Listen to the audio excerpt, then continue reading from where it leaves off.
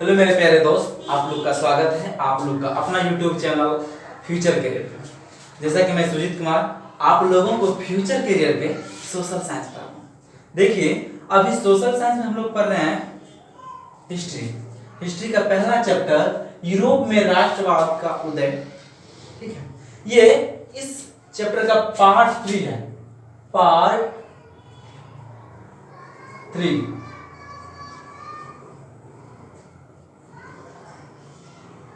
आप इससे पहले जाकर प्लेलिस्ट में जाएंगे, पार्ट 1 और पार्ट 2 देखेंगे। इसके बाद ये चैप्टर आपको समझ में आ जाएगा, क्योंकि अभी हिस्ट्री जो पढ़ रहे हैं आप लोग एक टॉपिक वाइज टॉपिक एंड एक कहानी के अनुसार।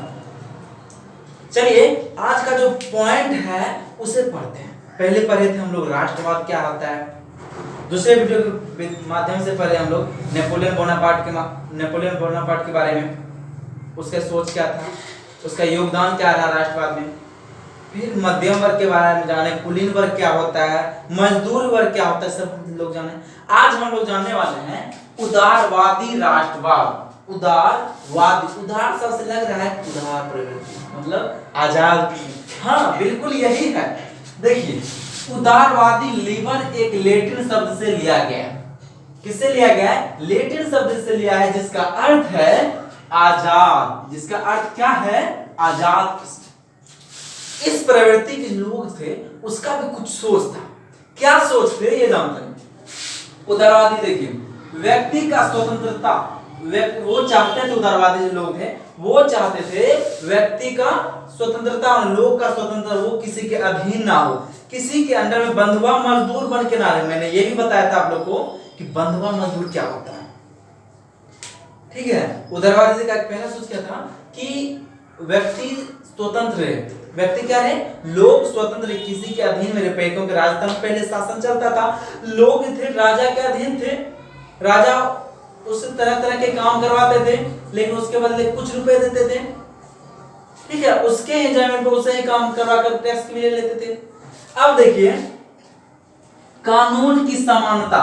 ये कानून की समानता मतलब कह सकते हैं जो नियम लागू किया है गरीब लोगों के लिए, वही अमीर लोगों के लिए लागू होनी चाहिए। ठीक है, अब अगला टॉपिक है निरंकुश राजतंत्र के खिलाफ। निरंकुश मतलब मैंने बताया था, जिसके आगे पीछे कोई अंकुश नहीं, कोई बोलने वाला नहीं, उसका मर्जी है जो करे। जैसे पहले राजतंत्र था, राजतंत्र में क्या होता था? राजा का शासन चलता था, राजा का बेटा राजा बनेगा। ये नहीं कि वहां के लोग कितना बुद्धिमान है, कोई नहीं। उसके निरंकुश से मतलब अपनी मनमानी, जिसे चाहते थे मारना तो उसे मारते थे, जिसे फांसी देना चाहते उसे फांसी देते। मतलब राजपूरी तानाशाही शासन। जैसे मैंने फ्रांस के बारे में बताया था, वहां बुर्बोन का शासन था। उसके बाद नेपोलियन बोनापार्ट, वहां के लोगों ने फिर क्या किया? राजतंत्र हटाया, तानाशाह को हटाया, बुर्बोन को। फिर कौन आया गया? नेपोलियन ने फिर क्या किया? पूरा यूरोप पर सम्राट बन गया। अब देखते उसके बारे में पहले पिछले वीडियो के माध्यम से पढ़े। अब ये क्या हो गया? उदारवादी प्रवृत्ति के लोग के जो क्या क्या सोच थे, ये अभी हम टॉपिक वाइज टॉपिक पढ़ रहे हैं। देखिए, निरंकुश राजतंत्र के खिलाफ मतलब वो क्या थे? ऐसा शासन व्यवस्था नहीं होनी चाहिए, निरंकुश शासन व्यवस्था नहीं होनी चाहिए। वो चाहते थे उदारवादी प्रवृत्ति के लोग कि यहां भी संविधान बने। क्या बने? संविधान बने, और क्या हो?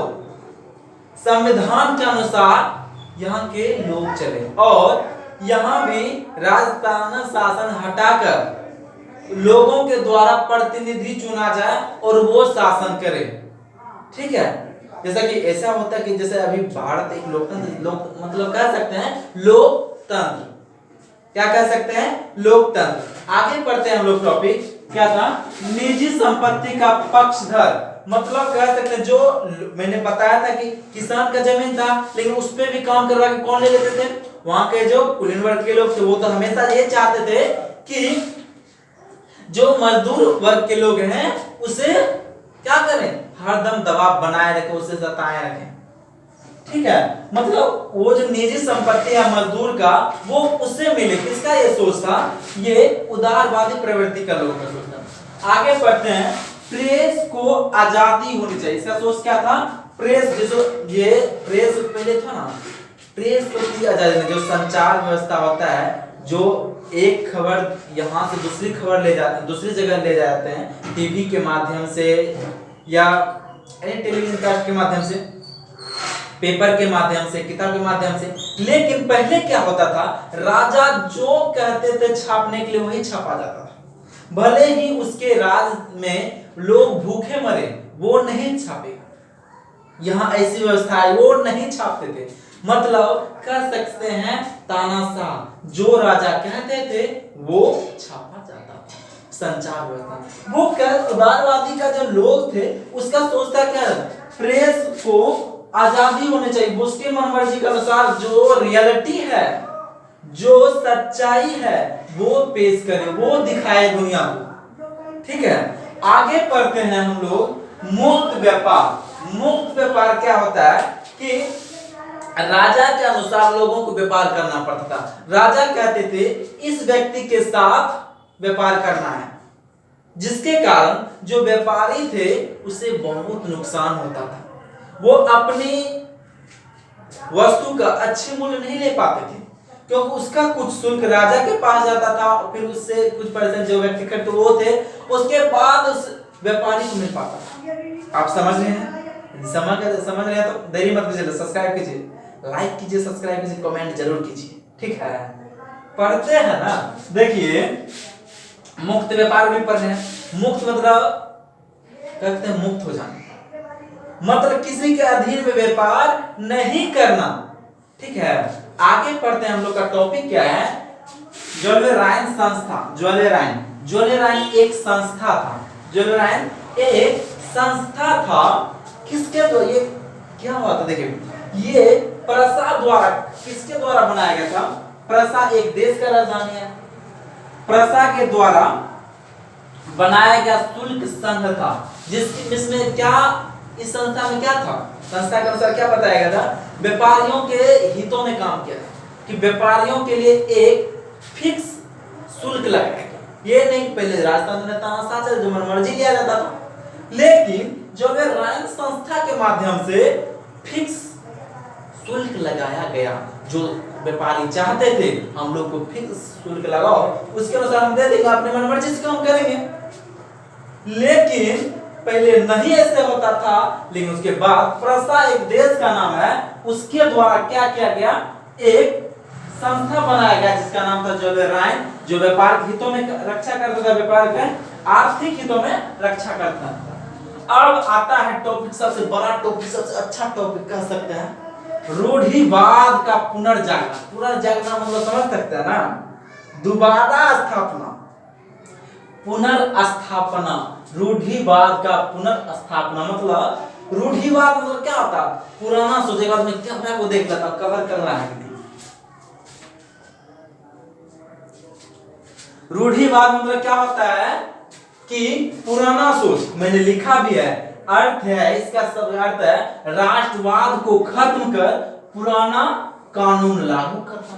जो अब देखिए बात ऐसे हुआ, कैसे बुझिए, नेपोलियन बोनापार्ट का था ना दबाव पूरा यूरोप में छा गया था, पूरा यूरोप में छा गया था, अपना दबाव बना रखा था। लेकिन उसमें क्या कहते हैं, नेपोलियन बोनापार्ट ने ब्रिटेन से क्रांति किया था, ब्रिटेन पे हमला बोले थे, जिसके कारण पूरा यूरोप तो उससे डर में, हित में था ही। लेकिन जिसके कारण क्या, कुछ देश मिलकर क्या किए? संघ बनाया। नहीं, इसको हराना। किसको? Napoleon Bonaparte. कौन कौन देश थे? ये थे ब्रिटेन, प्रसा और ब्रिटेन, ऑस्ट्रेलिया एंड रूस। ऑस्ट्रिया एंड रूस। ब्रिटेन का लंदन नहीं बोलते हैं पहले, ब्रिटेन जो अंग्रेजी शासन करते हैं, ब्रिटिश शासन, याद आया? देखिए हुआ क्या था कि नेपोलियन का जब पूरा यूरोप पे दबाव हो गया था तो वो ब्रिटेन पे हमला किया, जिसके कारण कुछ देश मिलकर क्या किए, नेपोलियन से युद्ध करने लगे। नेपोलियन से युद्ध किया, जो युद्ध भारी सार्थक रहा, सार्थक साबित हुआ किसके लिए, ये सभी देश के लिए, चारों देश के लिए, ठीक है। और जिसमें किसका हार हुआ, नेपोलियन का हार हुआ, भारी हार, नेपोलियन का बुरी तरह से हार हुआ। और जिसके कारण क्या किए, ये चारों देश ने क्या किए, जो नेपोलियन द्वारा राष्ट्रवाद का जो कानून बनाया गया था उसे खत्म कर पुराना जो राजधानी शासन था उसे लागू कर दिया चारों देश में। कौन सब था, ब्रिटेन, प्रसा, ऑस्ट्रेलिया एंड रूस। आपसे पूछा जाएगा रूढ़िवाद पुनर्जागरण के बारे में लिखें तो आप ऐसे लिख सकते हैं एक कहानी के अनुसार, जिसमें कह सकते हैं जब पूरे यूरोप पर नेपोलियन का दबाव जमा था तो कई देश में, कुछ देश मिलकर नेपोलियन पे हमला किया, मतलब युद्ध लड़ा उससे, और जिसमें नेपोलियन का हार हुआ। और ये कब कहां हुआ था, यह 1815 ईस्वी में वाटरलू युद्ध। इसके बाद वाटरलू युद्ध समझते हैं, वाटरलू एक जगह का नाम था जहां युद्ध हुआ था, जिसका नाम दे दिया गया वाटरलू युद्ध। और इसके बाद ही रूढ़िवाद का पुनर्स्थापना हुआ था, समझे। अब ये वियना के संधि बारे में अगले वीडियो में पूरी विस्तार से पढ़ेंगे, ठीक है। और वियना का संधि पूछा जाता कब हुआ था, 1815 ईस्वी में। कौन सब देश थे, ब्रिटेन, प्रसा, ऑस्ट्रेलिया, रूस, समझे। ब्रिटेन, प्रसा, ऑस्ट्रेलिया, रूस। ये आप नोट और याद कर लीजिए टॉपिक वाइज। और यदि आप लोग को वीडियो अच्छा लग रहा है तो लाइक कीजिए, सब्सक्राइब कीजिए, कमेंट जरूर कीजिए और शेयर कीजिए दबा के।